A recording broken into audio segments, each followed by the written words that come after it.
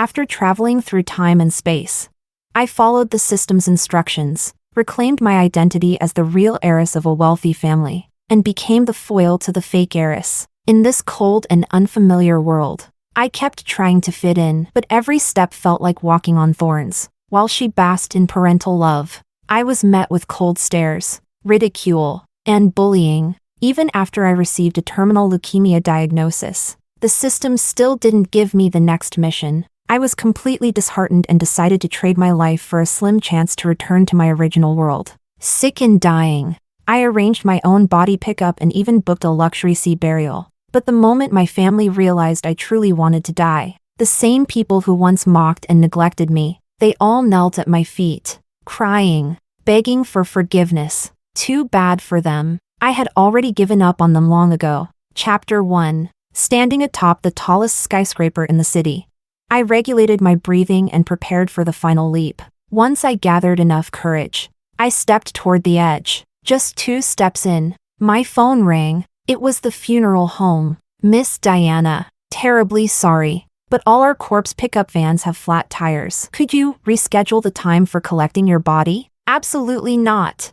I'm about to jump, and now you're telling me to reschedule? Fury surged to my head, but being used to living in fear, I suppressed it as always. Calmly, I replied, I've paid. The contract clearly states the time. Yes, but maybe you could try another funeral home? I know a guy who works at one. Great service. Guaranteed satisfaction. No, I'm using yours. After so many years stuck in another world, enduring coldness and humiliation, even on the verge of death from leukemia, the system still hadn't given me new guidance. I had tried every method. Death was my last resort to return home, to boost my chances.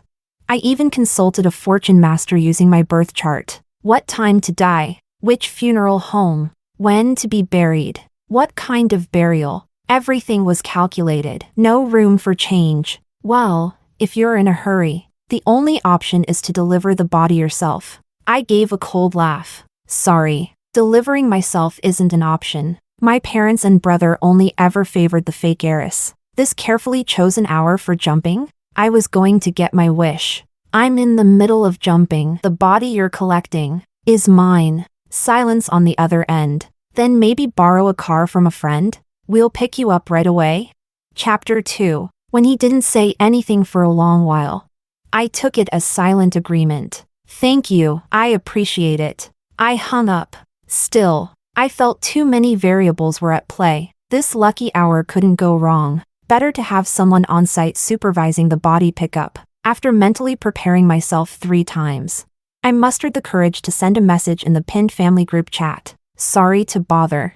I'm jumping off a building tonight. Could someone help collect the body? Everything's arranged. I just need someone to supervise the staff. Thanks. At everyone. Right after I sent the detailed post-death task list, my second brother Oliver kicked me out of the group. Again. I've lost count of how many times I've been kicked out. Every time. It was me begging him to add me back. Bitterness gnawed at my chest. I thickened my skin and created a new group. To make it convincing, I quickly snapped a picture of the rooftop and sent it along with the task list. I swear, this is the last time. Timing is tight. Please help. 3 minutes of silence. Then finally, one reply. Big brother, got it. Chapter 3. What a got it. Thank you, I appreciate it. With that settled, I could finally focus on jumping, but my phone wouldn't stop vibrating. Roma, sis, I'm sorry. Big bro has surgery tonight. Maybe don't trouble him. It's my fault. Please don't do anything rash. I'm already on my way home with mom and dad. Seeing Roma apologize like that, over and over. I knew it. I was once again the villain in everyone's eyes. Second brother, Oliver, exploded first. Oliver, Roma, why are you apologizing? What do you have to be sorry for? Isn't she just mad we all went camping with you and didn't spend her 18th birthday with her? Didn't you say you didn't want to celebrate? And now you're threatening suicide? How mature? Tears streamed uncontrollably down my face. It's not mature. That's why I'll be dead soon. Roma was the stray they adopted after losing me by accident. To make up for their guilt, They gave her everything, including the love that should have been mine. Even after I was found and returned home. Even after trying everything to win their love back. Nothing changed. Worse, my efforts were seen as a threat to Roma. To protect her feelings, they became even more indulgent. Even going so far as to complain that I should never have come back. Roma was no saint either. Afraid I'd steal their affection. She never stopped setting me up, and always played the victim first. Every time, the family would pull her into their arms with pity, then turn and scold me from their moral high ground. Why can't you just be the bigger person? Why must you pick on Roma? I was heartbroken, powerless to defend myself. I was once the precious darling of my real parents, in my original world, but after being forced into this one by the system, tied to this world's memories and emotions, I missed my real parents deeply, yet couldn't stop suffering from the injustice here. Two worlds, two extremes. Every day was a living hell. But now, it was almost over. End-stage leukemia, and I was finally going to die. Chapter 4. Suddenly, I remembered. The fortune teller had calculated the auspicious hour, but not the specific location. Since I couldn't count on my family, I might as well just take a cab to the funeral home and jump there. On the way, my phone buzzed endlessly. Dad, Diana, my daughter, how did things come to this? It's not Roma's fault. I was the one who insisted on taking her camping. I'm heading back now. Let me throw you a birthday party, okay? Just come home. Diana, please don't do this. Oliver, let her. I want to see what kind of drama she can pull off this time. Jump off a building? Why not just drown yourself? Save money and effort. Sometimes I really hate that our family has someone like you. Why didn't you just die when you went missing years ago? Reading those words, my chest tightened, my nose stung, and tears spilled again, and as if fate wasn't done with me yet. Just as I arrived at the funeral home, the sea burial agent called. He said the ceremony had to be postponed. The boat I booked? A random family on a camping trip mistook it for firewood and chopped it up for their barbecue. At that point, the carefully planned jump had to be put on hold. I stood on the funeral home rooftop, swaying on my feet, too weak. I clung to the railing and slumped down. The illness was getting worse. Exhaustion took over. I curled up on the cold rooftop and drifted off to sleep, and that was how I spent my 18th birthday. Alone, on top of a funeral home, at dawn, under soft morning light.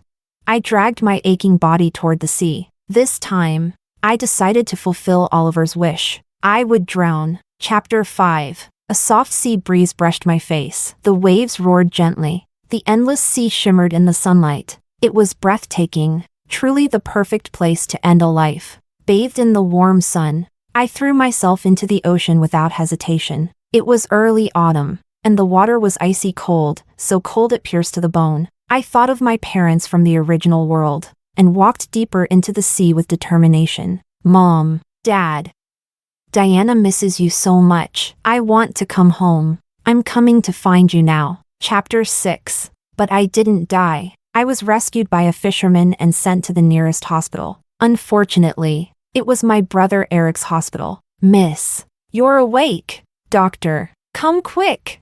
The fisherman stayed at my bedside, shouting excitedly for help.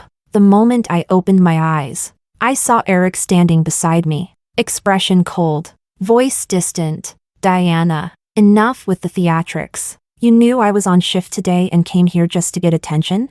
I curled my lips into a mocking smile and nodded. Sure, whatever you say. My indifference only made him colder. There's a limit to acting out. Push too far, and people will only grow disgusted. There were 2 sons in the family. Big brother was always too busy for me, treating me like an afterthought, so his sudden harsh words hit even harder. The fisherman couldn't take it anymore. He dragged the attending doctor over by the arm. So this is how your hospital treats patients now?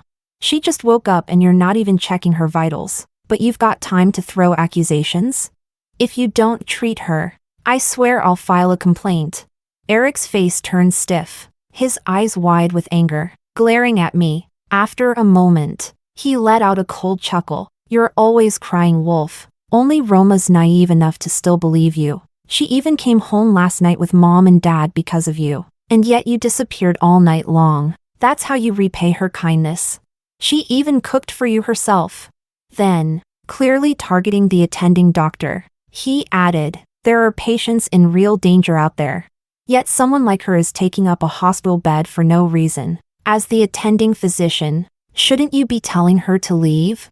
The doctor looked awkward. I pushed myself off the bed. "Thank you, doctor. I'm fine. No need to check me." As I turned to go, the fisherman quickly grabbed my arm. "Girl, don't let a heartless doctor get to you. You look pale as a ghost. Let them check you, all right? Don't treat your body like it's disposable." His words, simple, kind, from a stranger, brought tears to my eyes, not wanting to cry in front of Eric. I turned and walked over to the examination desk. Sigh. "You're right, Uncle. I'll let the doctor take a look." Chapter 7. Eric had been repeatedly humiliated. His face darkened as he turned to leave, but just then, the doctor input my information and raised his voice in shock. "Late-stage leukemia? You were diagnosed 3 weeks ago. Why haven't you queued for a donor match?" The exam room fell into stunned silence. The fisherman looked at me in disbelief. I calmly shook my head and broke the silence. "No need. I don't want treatment." Eric froze. Unlike the fisherman, his face was full of disdain. "Diana, you really love being the center of attention, don't you? First it was jumping off a building, then drowning yourself in the sea. Now suddenly it's terminal leukemia? Let me guess, you even timed your sea dive to guarantee someone would see. Everyone knows you learned to swim with Roma, right? Same teacher. And she won gold at the school competition. How bad could you really be?" He glanced at the fisherman and scoffed. "Without some skill, how would you last long enough to be rescued, without a scratch?" He wasn't wrong. I had learned with Roma. But I was a terrible swimmer. Always had been. Roma had pulled dirty tricks more than once. Once, when the coach wasn't looking, she stepped on me underwater, trying to drown me. If it weren't for the coach catching it in time, I would have died that day. I told my family. You know what they said? "Don't be paranoid. Roma would never stoop so low to harm you." Right. In their eyes, Roma was the golden child. Why would she ever bother to hurt someone as worthless as me? After that day, I never went back to swim class. Water terrified me ever since. I didn't answer, and Eric assumed I was guilty as charged. Forget the ocean. I've got a better idea. Head into some remote jungle and disappear. No one will ever find you. I chuckled bitterly and nodded. Sure. My attitude thoroughly enraged him. He pinched the bridge of his nose, cold fury in his voice. "I've been working nonstop all day. I don't have the energy to sit here and watch you perform. Then go home and rest early." My tone was still and quiet, but it clearly stunned him. He looked at me in disbelief. He knew something had changed, because once upon a time, when he said he was tired, I would have rushed over to comfort him, trying my best to please. But not anymore. Now, I stayed still, like a mountain. Don't use death to guilt trip us. If you've got guts, then don't ever come back. I was used to their venom. Oddly, this time I felt calm. All right, I won't. What the hell? Diana is still your family. You think she doesn't have the right to come home? Suddenly, Abigail burst in through the door, shielding me with her body and cutting off Eric's glare. Wow, you rich folks really are something else. What a shining example of family values. Eric had no problem yelling at me. But in front of Abigail, whose family outranked ours socially by a mile, he didn't dare make a sound. What you? Get lost. Abigail's tone was sharp and unforgiving. Chapter 8. Once Eric stormed off, even the fisherman who saved me quietly slipped away. He must have believed Eric's words. Whatever. It didn't matter anymore. Diana, I didn't mean what I said earlier. That house? What's so good about it? All they ever did was bully you. Let's immigrate. I'll take care of you. Abigail pulled up a chair and sat beside me. She was the first person I befriended after traveling to this world. In fact, my only friend. She was fiery, outspoken, and came from a happy family. She had a deep sense of justice. To her, I was the delicate little flower she had saved again and again. Eventually, We became inseparable. Roma once tried her usual fake sweet routine to drive a wedge between us. But Abigail, a master at spotting green tea behavior, slapped her down on the spot. Sorry, I don't like tea, especially not pretentious coquettes like you. That backfired beautifully, only making Abigail pity me more and deepening our friendship. Didn't you go abroad for vacation? Why are you suddenly back?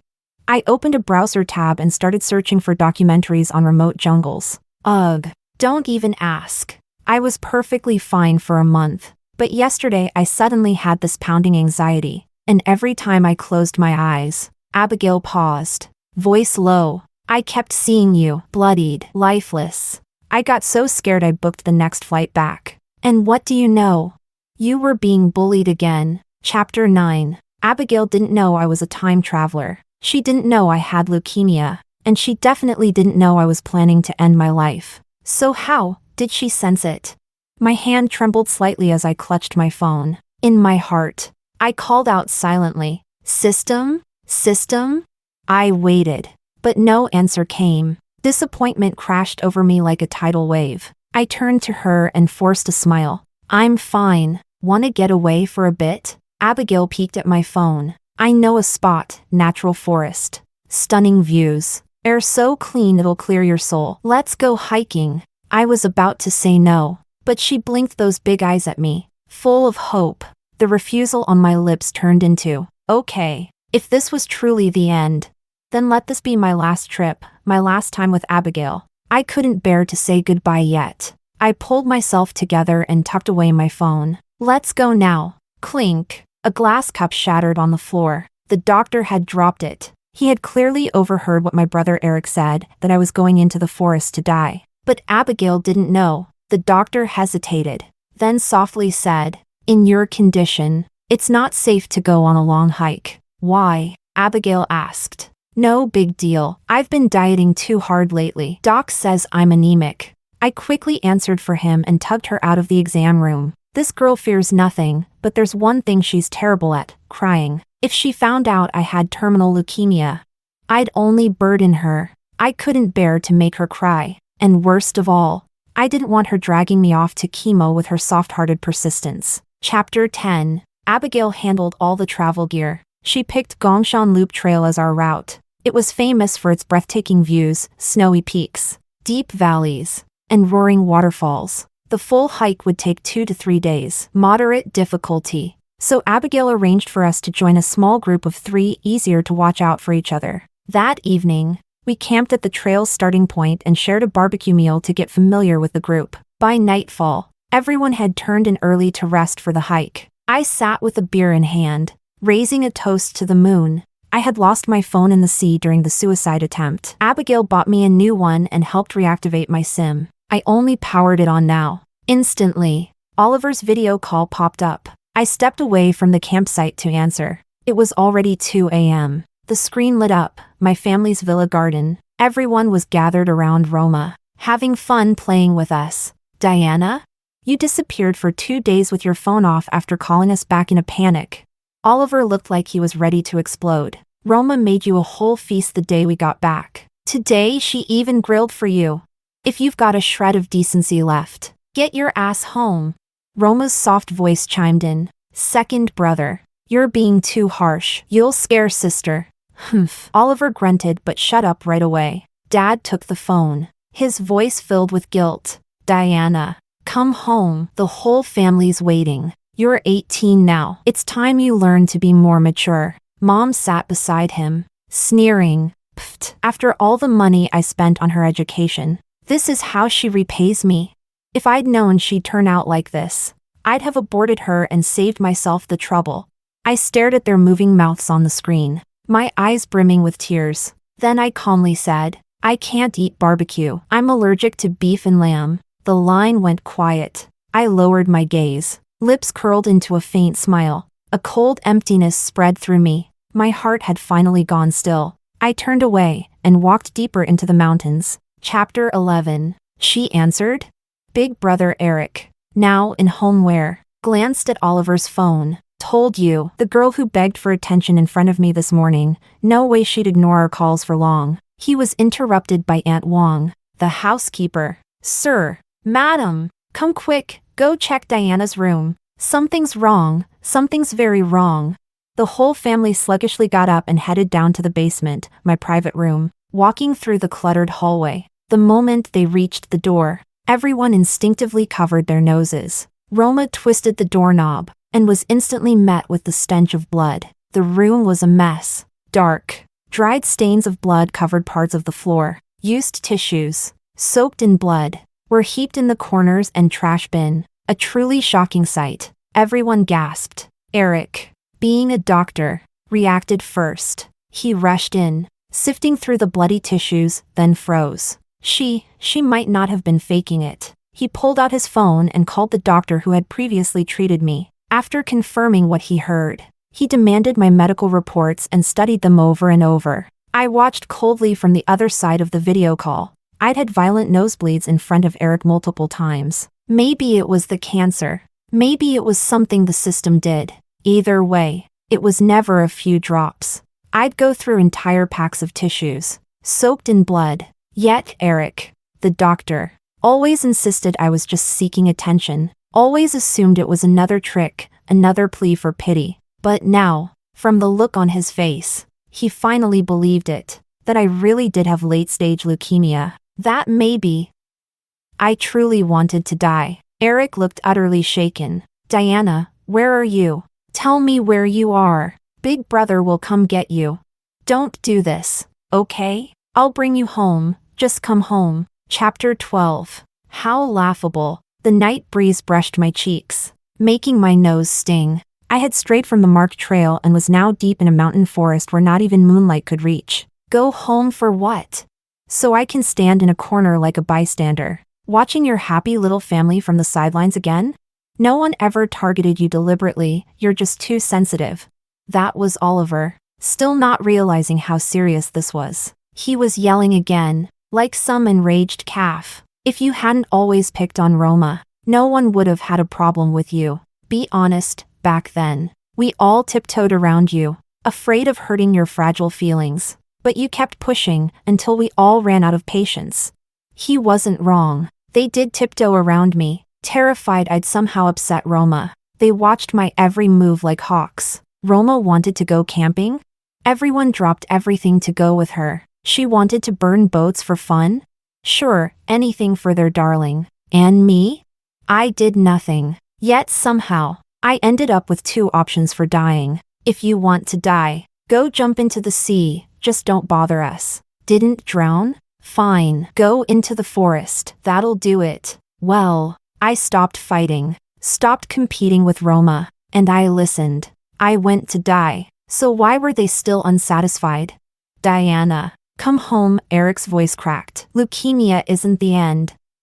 Big brother won't let anything happen to you. Dry leaves and dead branches snapped underfoot with every step. In the dead silence of the forest, each sound echoed like a final warning. I walked down this twisted, no-return path with resolve. Eric, you're Roma and Oliver's big brother. But you're not mine. I raised my head, meeting his eyes through the screen. Did you forget? It was you who said I wasn't part of the family. His tall frame faltered. Regret poured into his eyes like a flood. I don't have a family anymore. The flashlight from my phone lit up a pitch-black mountain lake. I turned the camera around and showed it to them. This time, I won't bother you ever again. Diana, what are you doing? Oliver grabbed the phone, panicked. I chuckled softly. Exactly what you suggested. Dying in the forest. Eric seemed to finally wake up from his delusions. He was hysterical. Diana, I didn't mean it. I was just angry. I was wrong. Please. I'm begging you, come home. His voice choked into sobs. We just hated seeing you bully Roma. We wanted you to realize your mistakes. Shut up. Let me die in peace. For once. I turned and ran straight toward the dark, bottomless lake, then leapt. No, Diana, don't. Chapter 13. The world around me was pitch black. In a daze, I saw my parents from the original world waving at me. The autumn wind howled, stinging my cheeks, but it couldn't cool the fire surging in my chest. A voice kept replaying in my mind. I'll be home soon, back to mom and dad, back to their love. All the years of humiliation and pain were forgotten in that moment. I closed my eyes, ready to welcome a new life. But in the next second, the falling stopped. Pain shot through my wrist. Someone had grabbed me. I looked up. It was Abigail, along with the others from the group, pulling me up together. I struggled, but it was useless. I could only watch helplessly as they dragged me back up to safety. Abigail stared at me, her smile cold, her teeth clenched. Diana, you were ready to die, but still clutched your phone like your life depended on it. The heat of the moment was swept away by the cold night wind. Guilty. I looked down and stared at my toes, not daring to meet her eyes. Diana. Diana. The frantic shouting from the phone only made Abigail angrier. She grabbed my phone and roared, "Now you're panicking? Where the hell were you when she was dying? If anything happens to Diana, your whole damn family's going down with her. Get lost." Chapter 14. After that night, Abigail took me home and became my self-appointed bodyguard, never leaving my side. But I kept pushing my limits for 2 more days. Missing my original world parents, my body deteriorated fast. Eventually, I collapsed and couldn't get out of bed. One day, when I was slightly better, I gave her a pitiful look and tried bargaining. "I'm almost dead anyway. Can't I at least keep a cat?" Abigail glanced up at me. "Diana, did you forget? You're not just allergic to beef and lamb, you have another allergy too." I didn't forget, cat fur. Humph. Her expression didn't soften. "So you do remember." No matter how I pleaded, Abigail didn't budge. I pouted and curled up on the bed. Soon, I drifted back into sleep. In my haze, I felt something heavy on my chest. It was hard to breathe. I forced my eyes open. There was a hairless cat curled up on my chest, purring. Abigail burst in, eyes brimming with tears. She flung herself at me and sobbed. "You actually woke up." I thought. Wah. Only then did I realize I'd had a high fever so bad the thermometer broke. I'd been unconscious for 3 or 4 days. Hypocrite. I whispered with a weak smile, lifting a trembling hand to wipe her tears. "You still bought me a cat." Chapter 15. No matter how much I whined this time, Abigail was dead set on taking me to the hospital. She threatened me with my weakness. "It's either the hospital or I get rid of little monster. You choose." Looking into Abigail's swollen, tear-filled eyes, I didn't want to lose my cat, but she didn't want to lose me. She didn't know that. What I really couldn't bear was seeing her sad. I gently patted the hairless cat's butt. "Be good and sleep. Mommy's going hunting and will bring you back something nice." Then I stood tall like a warrior going to war. "Let's go." But the moment I opened the door, my smile disappeared. My entire family was there, lined up at the front gate. Who knows how long they'd been standing there. "Diana." My dad stepped forward, holding out his hand. "Daddy finally gets to see you. Come home, sweetheart." I sidestepped him and warned coldly, "Stay away from me." He froze, pain and disbelief in his eyes. My mom stepped around him, looking haggard, reaching out to hug me. "Diana, come home, okay? Mommy will take care of you." I clicked my tongue and took another step back. "It's all my fault." My second brother said, "I'm sorry, Diana. Come home with me." "I was wrong too," said Eric. "Come back with me. I'll figure out a way to save you." Anger rushed to my head like boiling blood. Enough. That shout drained almost all my strength. I had to lean on the doorframe just to stay upright. I scanned them all. Haggard big brother, guilty second brother, regretful father, broken mother. Then finally, I looked at Roma, standing in the back. She still looked at me with that same disgusting mix of jealousy and resentment. The rest were crying. Such a sudden transformation. So disgusting. You'd think I was some priceless treasure now. As if their cruel words and deeds had all been figments of my imagination. As if the pain I endured had nothing to do with them. Just a nightmare I dreamed up alone. Now they show up, full of crocodile tears, acting sorry. Clearly, they believe I'm really dying. Now they want to make peace before I go. Now they want to soothe their own guilt by pretending to care. How repulsive. I wanted to throw their own words right back at them. But as soon as I took a breath, I coughed up blood. Chapter 16. Diana! My father's face turned pale. He rushed toward me in panic. Get lost! Don't touch me! Abigail's expression was grim as she supported my barely upright body. We're going to the hospital now. Eric stepped forward in his home clothes and tried to take me from her. Let me, Diana. Hop on, Big Brother will carry you to the hospital. Disgusting. Stay away from me. Eric froze, hurt in his eyes. Diana. I'm sorry. Please forgive me. Don't be mad anymore, okay? I stared into his reddened eyes and said every word clearly. No. Stop calling yourself my brother. You may have forgotten what you said, but I haven't. He remained crouched, stunned in place. Oliver cautiously approached, reaching out to my arm. Diana, I know you've been hurt, but nothing matters more than your health. Let's stop all this. I'll take you to the hospital after the checkup. We'll go home. I couldn't help but laugh. You've got some nerve. After everything that's been said, you still have the gall to come begging? Go home? To what home? Do I even have a home? They used to hate me, wished I'd disappear, vanish, read the room and leave on my own, and now that they've finally driven me out, they come crawling back, pretending to care. I jumped into the sea. I walked into the forest to die. I didn't die, but you can go ahead and pretend I did. Get out of my life. Is that too much to ask? I looked around at all of them. Well, is it?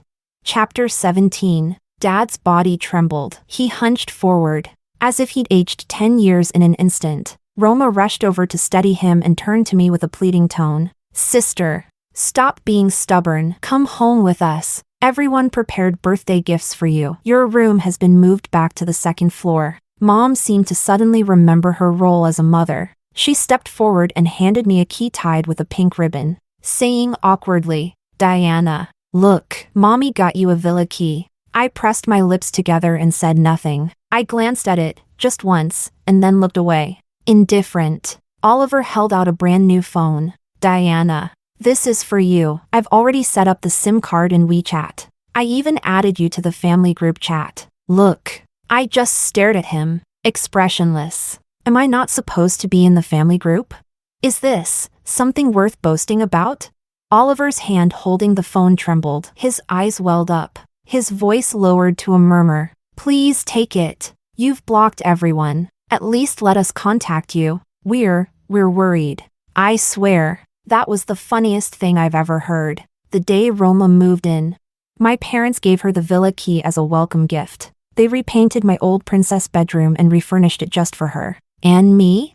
After they finally found me, they stuck me alone in a junk-filled basement. Now that I've reached 18, I finally get a key to my own house. As a birthday gift. Wow. Just wow. I don't need it. Please stop looking for me. You're all so incredibly annoying. No, Eric rushed to explain, grabbing my hand without thinking. Diana, don't be angry. I was too tired. Talking to them was pointless. I shook him off and turned to Abigail. Let's go. Diana. Chapter 18. Our car was being trailed, like a crazed stalker from a bad thriller. Abigail glanced at me, hesitating. What? Want to say I'm heartless?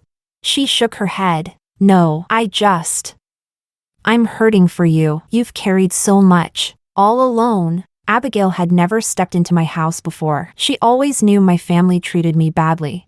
But today, she finally saw it. I gave her a small smile. I'm used to it. Maybe the system was behind this. My body was deteriorating fast. Yet I just wouldn't die. The doctor's face turned grim as soon as he started the checkup. Afterward, he sighed. We'll start chemo first, then see what happens. No further explanation. Abigail's eyes turned red. She was on the verge of crying. My family, blocked from entering the room, were sobbing like professional mourners. Abigail, furious. Where were they before? You were diagnosed right here in their hospital and they knew nothing.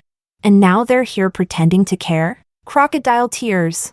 I had long stopped reacting. Let it go. No point. To make Abigail less heartbroken, I behaved. I cooperated with treatment. But the results were minimal. One day, trying to lift my mood, Abigail took me to a cat cafe. She brought me a medical mask, a full tracksuit to cover my skin. I was sweating buckets and shot her a resentful look. You sneak out to cheat on our hairless cat with fluffier ones, should I be jealous? With just one line, she shut me up. I do love Xiao Guai, but honestly, I prefer furry cats. Diana. A low, tense voice behind me. I turned. Eric, red-eyed, stood behind me. Come back to the hospital. I'll make sure you're okay. I let out a cold laugh. Mr. Eric, are you doing this out of pity? Or are you just addicted to playing doctor? Why is it, in this big world, you only fixate on me? Forgotten how my diagnosis happened right under your nose? So many missed signs, so many chances to catch it early. But my own brother didn't see it. Why? Because I'm not Roma. If she so much as winced, she'd have the whole family at her feet. Eric would accompany her through every test, every result. My anger surged. My nose started bleeding again. This time, I even coughed up blood clots. Diana! Eric dropped to his knees, reaching for me. I exploded. Get away from me! Where were you when it mattered? Chapter 19. Am I some worthless thing to you people, just to be tossed around however you like? Where the hell were you? I've been back in this family for 10 years. I never asked to be loved like you love Roma. I just wanted to be accepted. I'm your biological daughter. Isn't that enough? Sure, I'm not as perfect and graceful as Roma, but I never used my suffering as a weapon to guilt anyone. You're all hypocrites. I did what you wanted. I left. So why the hell are you still here? 10 years. A gap nothing could bridge. They already had a daughter they adored. Bringing me back was just to soothe their own guilt. Diana. You never told us, if you had. Maybe, so I had to say it for it to matter? I didn't want to glorify my pain. That was my mistake. Tears I tried to hold back finally spilled. I turned away. Get out, all of you. I don't need your fake apologies. Just disappear. As I finished shouting, a sharp pain struck my chest. I coughed up blood, then blacked out. Congratulations. Host, you've completed the Hysteria arc. Award, Angel's Eye. What? In disbelief, I saw a portal appear in front of me, the same one that had dragged me into this godforsaken world. I scrambled toward it, then heard someone crying out in despair. Diana! Looking back, I realized I had left my body. My spirit floated, and Eric was sobbing as he cradled my unconscious form. Disgusted by his dramatics, I forced myself toward the portal, but it toyed with me. Every time I reached for it, it vanished, only to reappear nearby. System! Get out here! Calm down. Host, enjoy your angel's eye. Use it wisely. Silence followed. I looked back again. Eric had finally stopped wailing and was regaining his composure. Doctor mode activated. He rushed me into surgery. The rest of the family, except Roma, knelt in tears outside the OR. Abigail huddled in a corner with Xiao Guai, sobbing quietly. Even then, she muttered angrily at me. You dumb Diana, if you dare die on me like a coward, I'll give Xiao Guai away. I'll never forgive you, never. Sob. I reached out to comfort her, but my hand passed through her, seeing her swollen eyes.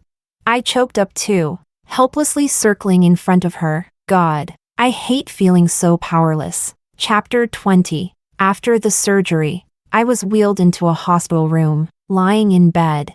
I was barely breathing. The attending doctor patted Eric on the shoulder silently, then walked out. The room was instantly filled with a heavy, suffocating air. Oliver couldn't hold it in anymore. He dropped to his knees by my bedside, trembling as he grabbed my cold hand and burst into tears. Diana, it's all my fault. Please wake up. Don't sleep anymore. I'll take you home, okay? I'll do anything to make it up to you. Just wake up.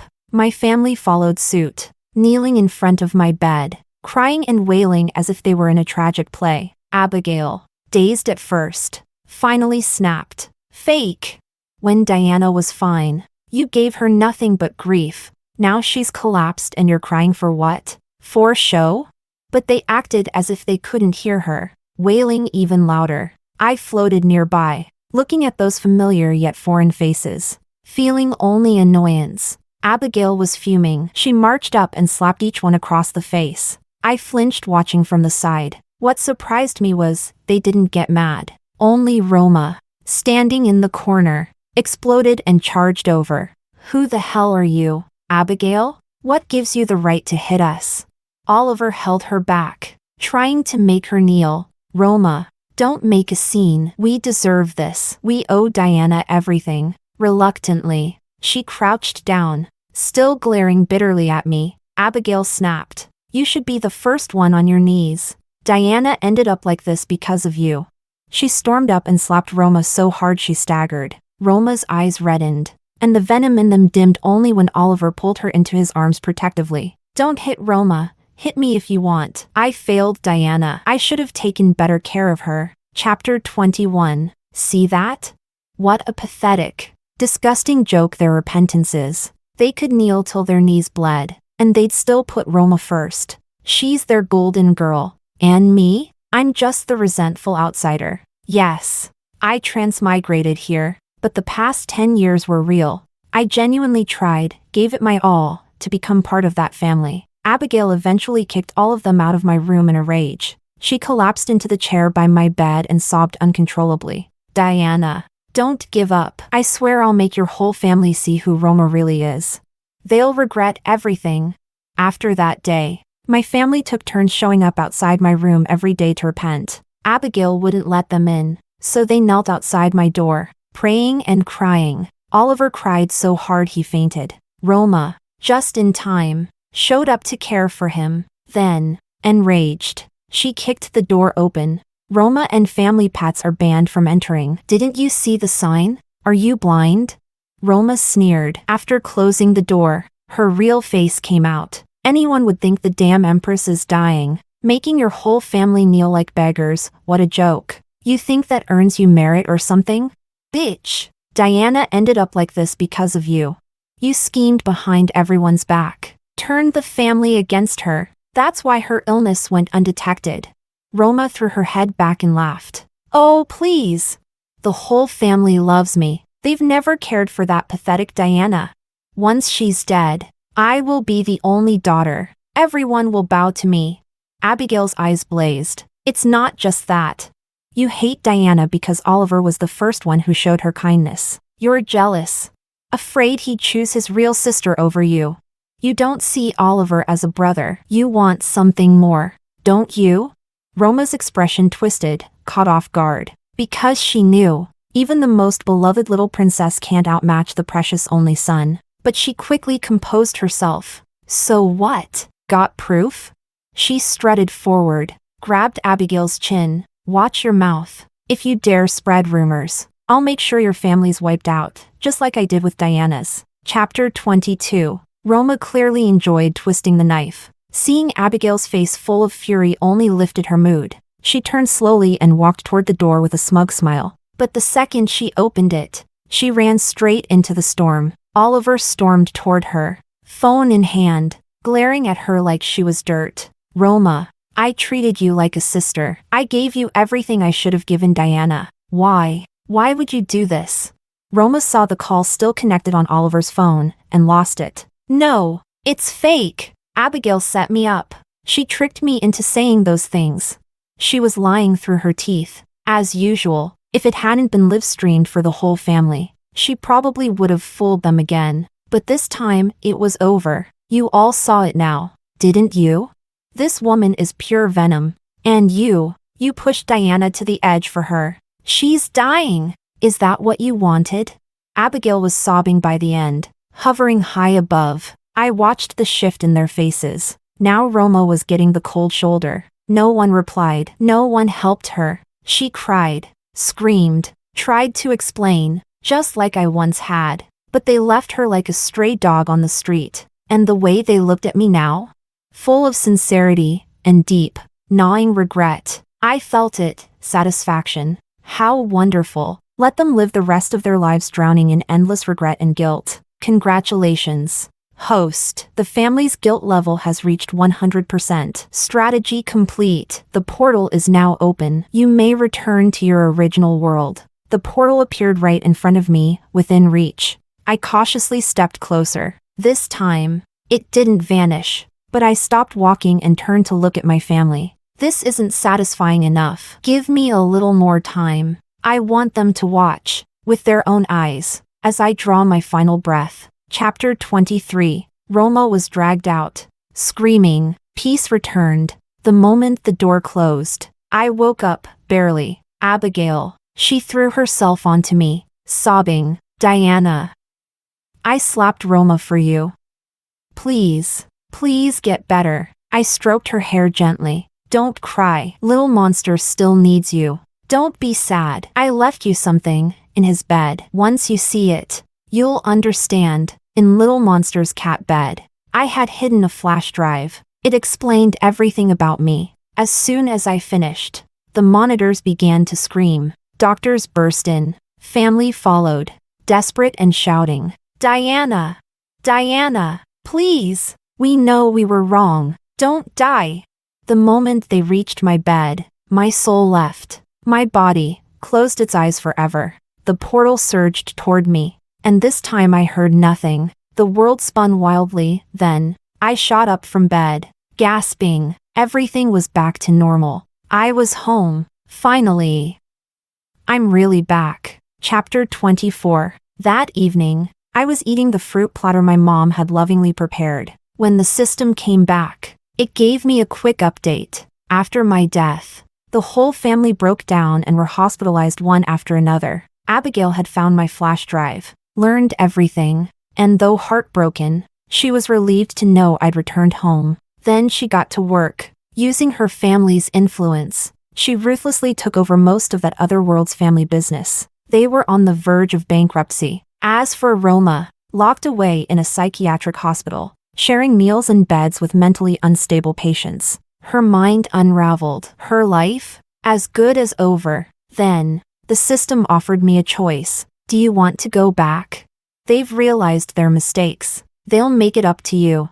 I refused without hesitation. Chapter 25. But maybe the system's still playing games. My life was peaceful again, yet for 2 nights in a row, I dreamed of them, and strangely, they seemed to know about the system. In the latest nightmare, I saw my parents praying desperately, begging for one last chance to see me. The system helped them, but they could only watch me through an invisible barrier. They saw me, laughing, eating with my real family. They cried in silence, unable to do anything. That guilt? Unfixable. I woke in a cold sweat, heart pounding. System! System! The reply came instantly. Confirmed. The timeline has closed. That was the last interference from their world. I let out a long breath. Thank God. It's really, finally over.